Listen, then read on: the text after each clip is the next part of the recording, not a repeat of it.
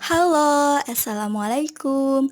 Berjumpa kembali dengan Ibu Weni di mata pelajaran ekonomi. Nah, hari ini kita akan membahas materi tentang kerjasama ekonomi internasional. Nah, sebelum melaksanakan pembelajaran, alangkah baiknya kita awali pembelajaran hari ini dengan bacaan basmalah terlebih dahulu. Bismillahirrohmanirrohim. Nah, sebelumnya bagaimana nih kabarnya? Ibu berdoa semoga semuanya selalu dalam keadaan sehat ya.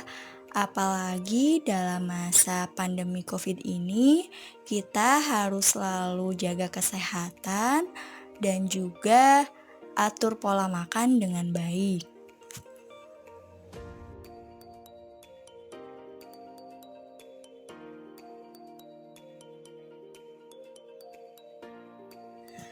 Langsung saja kita akan membahas tentang kerjasama ekonomi internasional.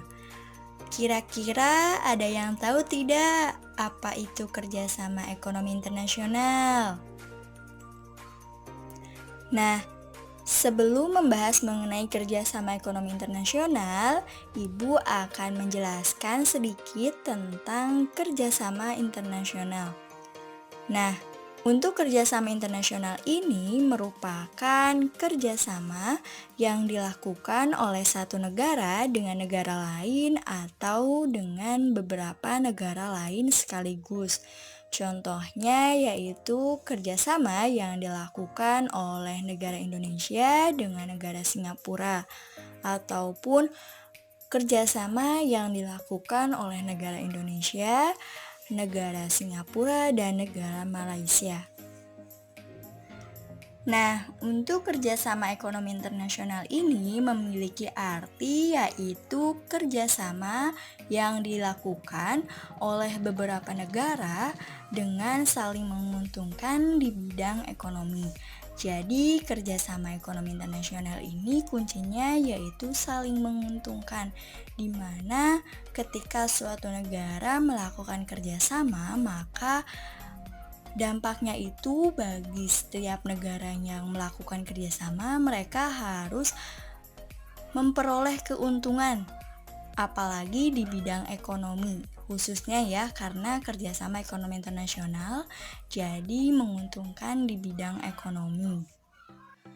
Seperti yang kita ketahui bersama bahwa dalam sebuah kerjasama ekonomi antar negara, setiap pihak yang melakukan kerjasama itu mengharapkan sebuah keuntungan.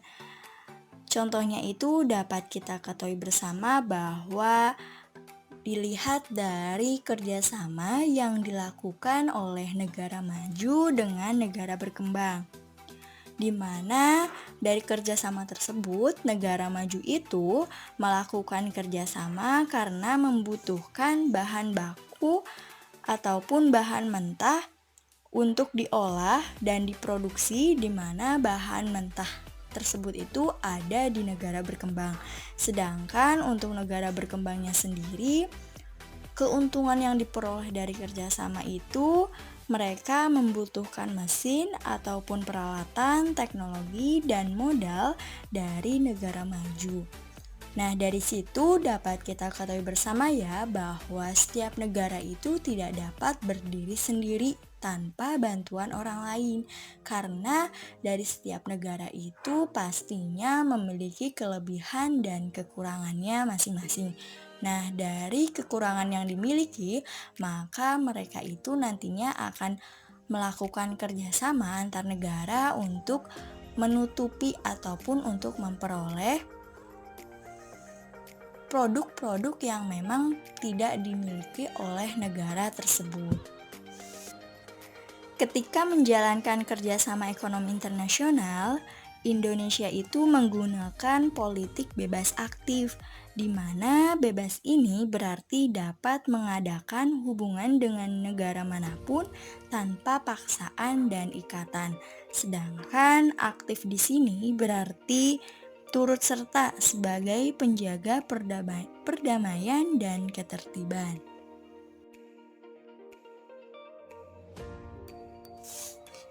Sejatinya, kerjasama ekonomi internasional mencakup beberapa hal. Yang pertama itu ada perdagangan internasional, lalu yang kedua itu ada pertukaran sarana atau faktor-faktor produksi, dan yang ketiga itu ada hubungan utang piutang. Nah, untuk perdagangan internasional ini biasanya terjadi atas berbagai barang konsumsi, bahan baku, jasa tenaga ahli, dan konsultan. Lalu yang kedua, pertukaran sarana atau faktor-faktor produksi meliputi tenaga kerja, mesin, peralatan, teknologi, dan modal. Dan untuk yang ketiga, hubungan utang piutang itu biasanya terjadi karena kedua kegiatan di atas, yaitu kegiatan perdagangan internasional dan juga pertukaran sarana atau faktor-faktor produksi.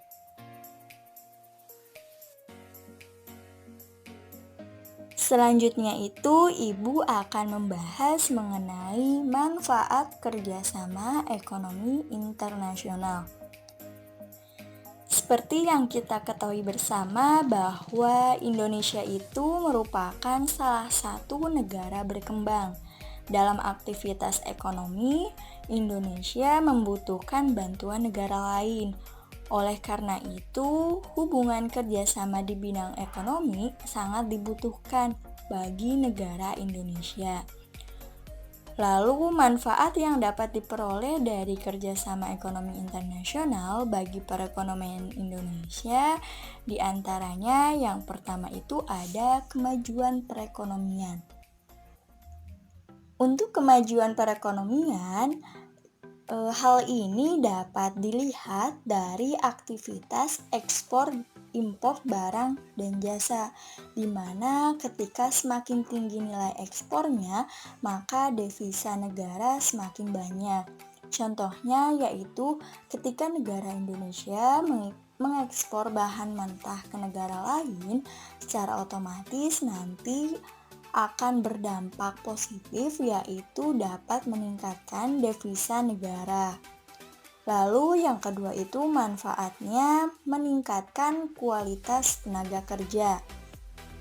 Untuk maksud dari meningkatkan kualitas tenaga kerja, dapat kita lihat bersama bahwa dari banyaknya barang yang diekspor ke luar negeri oleh negara Indonesia, maka nantinya itu akan menuntut tenaga kerja itu untuk meningkatkan kecerdasan, keterampilan, dan kreativitasnya.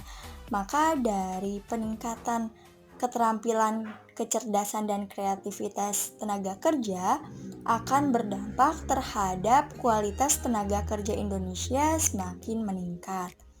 Lalu yang ketiga itu manfaatnya adalah dapat menekan harga pokok per unit produksi. Maksudnya yaitu ketika tingginya permintaan barang dan jasa untuk dalam maupun luar negeri, maka nantinya dapat menekan harga pokok per unit produksi. Dan untuk manfaat yang keempat itu adalah memperoleh kemudahan dalam proses produksi. Maksudnya yaitu dari kerjasama yang dilakukan oleh negara Indonesia dengan negara luar, maka Indonesia itu sendiri dapat memperoleh kemudahan mendapatkan bahan baku ataupun bahan penolong yang diperlukan untuk proses produksi, di mana bahan baku ataupun bahan penolongnya itu tidak ada di negara Indonesia. Jadi dengan adanya kerjasama ini dapat memberikan kemudahan bagi negara Indonesia itu sendiri. Selanjutnya itu masih mengenai manfaat kerjasama ekonomi internasional. Nah, untuk poin kelima, manfaatnya adalah dapat membuka lapangan pekerjaan baru.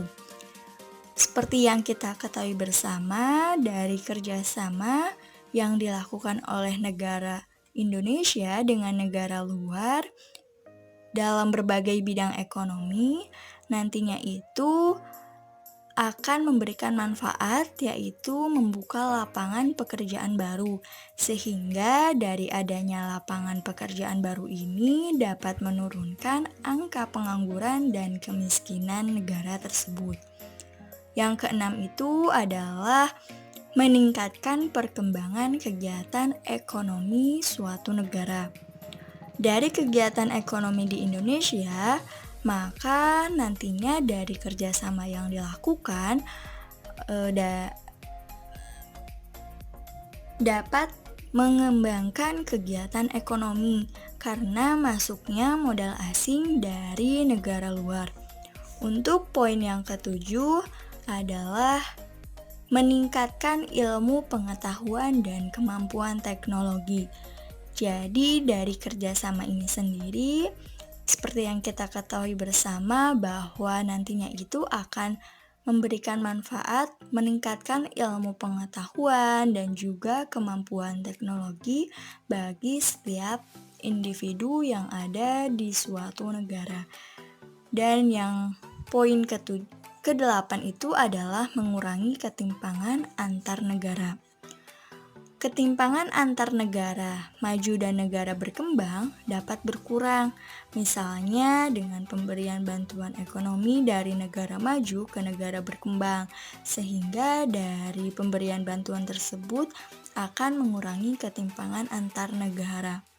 Nah, selain 8 poin manfaat dari kerjasama ekonomi internasional, sebenarnya masih banyak manfaat-manfaat yang diperoleh dari kerjasama internasional ataupun kerjasama ekonomi internasional. Salah satunya manfaat lainnya adalah negara itu dapat mengimpor barang-barang tertentu yang akan mahal bila diproduksi oleh negara tersebut. Jadi daripada negara Indonesia memproduksi barang tersebut dan biayanya itu akan mahal, maka dengan adanya kerjasama ini memberikan kemudahan bagi negara Indonesia untuk memperoleh produk tersebut tanpa harus memproduksi barang ataupun produk tersebut. Manfaat lainnya juga dapat kita ketahui bersama, yaitu memperkuat daya tawar dan posisi Indonesia di dunia internasional.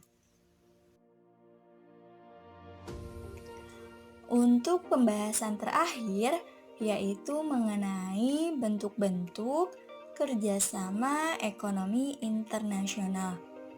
Nah, untuk bentuk-bentuk kerjasama ekonomi internasional, ini ada 5. Yang pertama itu ada kerjasama ekonomi bilateral, yang kedua itu ada kerjasama ekonomi multilateral, yang ketiga itu ada kerjasama ekonomi regional, yang keempat itu ada kerjasama ekonomi antarregional, dan yang kelima yaitu ada kerjasama ekonomi berdasarkan tujuan dan lapangan usaha. Untuk kerjasama ekonomi bilateral ini merupakan kerjasama yang dilakukan ataupun kerjasama ekonomi yang terjadi antara dua negara, seperti kerjasama antara negara Indonesia dan negara Jepang. Bentuk kerjasama ekonomi internasional ini lebih sering dilakukan secara bilateral, seperti pertukaran kedutaan besar dan kunjungan antar negara. Contoh lainnya dari kerjasama ekonomi bilateral yaitu kerjasama antar negara Indonesia dengan negara Singapura di bidang bisnis dan investasi.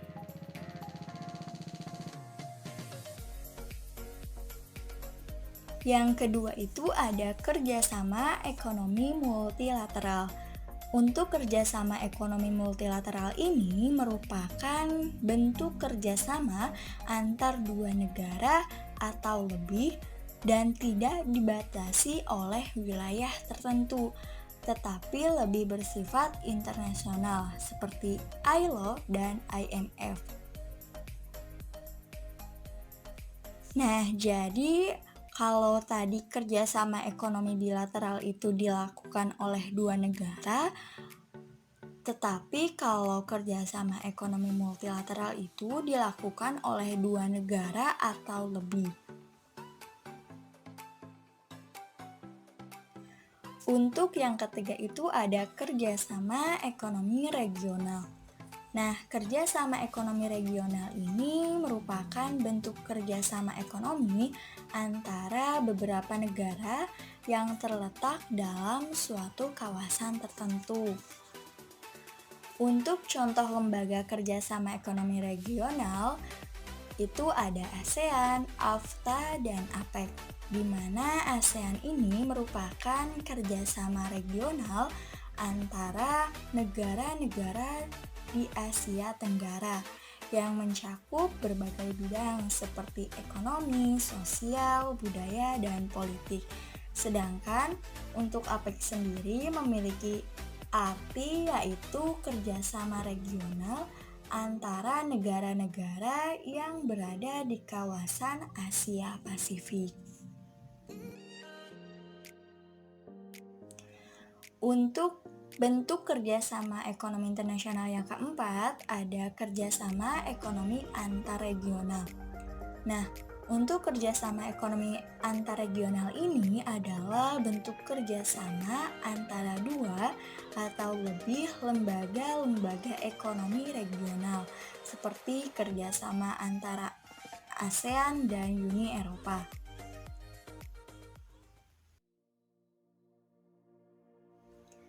Dan untuk bentuk kerjasama yang terakhir itu ada kerjasama ekonomi berdasarkan tujuan dan lapangan usaha. Nah, di mana kerjasama ekonomi ini tidak terbatas pada wilayah dan hubungan internasional saja, tetapi ada juga kerjasama yang dibentuk atas dasar tujuan dan lapangan usaha seperti OECD dan OPEC, di mana OECD ini bergerak di bidang kerjasama ekonomi dan pembangunan, sedangkan untuk OPEC sendiri yaitu kerjasama ataupun organisasi bagi negara pengekspor minyak bumi. Nah, mungkin cukup sekian mengenai kerjasama ekonomi internasional. Di pertemuan selanjutnya kita masih membahas mengenai kerjasama ekonomi internasional tentang lembaga-lembaga kerjasama ekonomi internasional. Jadi tetap semangat dan jangan lupa belajar terlebih dahulu mengenai materi tersebut agar nantinya kalian sudah mengerti tentang lembaga-lembaga kerjasama ekonomi internasional.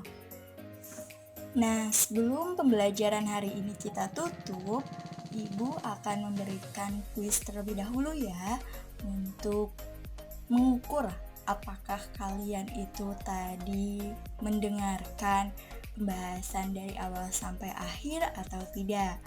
Untuk kuis pertama, yaitu pertanyaannya, apa yang dimaksud dengan kerjasama ekonomi internasional? A. Kerjasama yang dilakukan satu negara dengan negara lain atau dengan beberapa negara sekaligus. B. Kerjasama yang dilakukan oleh satu negara dengan negara lain yang saling menguntungkan. C. Kerjasama yang dilakukan oleh satu negara dengan negara lain yang saling menguntungkan di bidang ekonomi. D. Kerjasama yang dilakukan oleh satu negara dengan negara lain yang saling menguntungkan di bidang ekonomi, sosial, dan budaya. Untuk pertanyaan nomor 2, yaitu manfaat yang dapat diperoleh dari kerjasama ekonomi internasional adalah titik-titik. A. Kemajuan kegiatan perekonomian yang dapat memberi keuntungan. B. Cara mudah untuk mendapat pinjaman. C. Sebagai bahan untuk membuat peringkat dalam kemajuan ekonomi. D. Memberi pelajaran bagaimana menerapkan pajak agar dapat memperbaiki perekonomian. Nah, mungkin cukup 2 saja mengenai kuis hari ini. Dan untuk pembelajaran hari ini, Ibu cukupkan sekian. Billahi taufiq wal hidayah. Wassalamualaikum warahmatullahi wabarakatuh. Selamat berjumpa kembali.